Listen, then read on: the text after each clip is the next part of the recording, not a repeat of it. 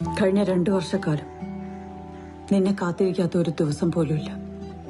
കഥകിൽ ആരെങ്കിലും തട്ടിയാലോ ബെല്ലടിച്ചാലോ ഞാൻ ആഗ്രഹിച്ചിട്ടുണ്ട് അത് നീയാവണമെന്ന്.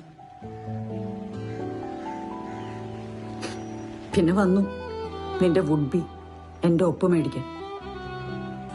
അന്ന് എനിക്ക് മനസ്സിലായതാണ് നീ മാറില്ലെന്ന്, നിന്നെ കാത്തിരിക്കണ്ടെന്ന്. നിനക്കിപ്പോ എന്നെ മിസ് ചെയ്യുന്നുണ്ടാവും ശങ്കർ. ബട്ട് ബിലീവ് മീ, ഇനിയും നിന്റെ അടുത്തേക്ക് ഒരുപാട് പേര് വരും. നിന്റെ തെറ്റുകളൊന്നും തെറ്റുകളല്ല, ശരികളാണെന്ന് പറയാം.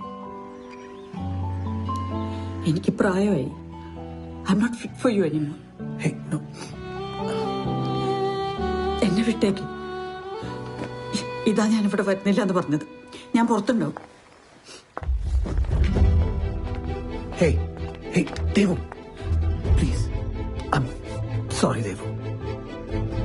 എന്താ വിളിച്ചത്? നിനക്കിപ്പോ എന്നെ അങ്ങനെ വിളിക്കാനുള്ള അവകാശമില്ല. എന്നെ അങ്ങനെ വിളിച്ചിരുന്നത് എന്നെ ഒരുപാട് സ്നേഹിച്ചിരുന്ന എന്റെ ശങ്കറാണ്. എനിക്ക് എന്തെങ്കിലും വിഷമോ പേടിയോ വന്ന എന്നെ അടുത്ത് പിടിച്ച് നെറ്റിയിൽ ഉമ്മ വെച്ച് ആശ്വസിപ്പിച്ചിരുന്ന എന്റെ Shankar. He was my best friend, my parent, my husband. Devu, please, I am so sorry. Please ക്ഷമിക്കണോ? ഞാൻ ഇത്രയൊക്കെ പറഞ്ഞപ്പോ നിനക്ക് കൊള്ളുന്നുണ്ടല്ലേ? അപ്പൊ എന്റെ അവസ്ഥയോ? ഞാൻ എത്രയാണ് നിന്നെ സ്നേഹിച്ചത്, എത്ര വിശ്വസിച്ചു. എന്നിട്ട് തെറ്റ് മനസ്സിലായപ്പോ എന്റെ മുന്നിൽ വരാൻ ഭയം. ആ കുട്ടികളുടെ കൂടെ കൂടി that day if you had come in front of me I would have slapped you on your face.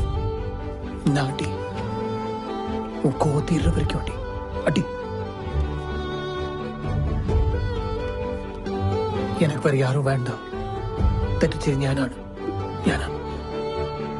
നീ மட்டும் போதும். Please please Devu, please. நான் உன்னை விட்டு போக மாட்டேன். என்ன நம்ப தேவு, நான் உன்னை விட்டு போக மாட்டேன்.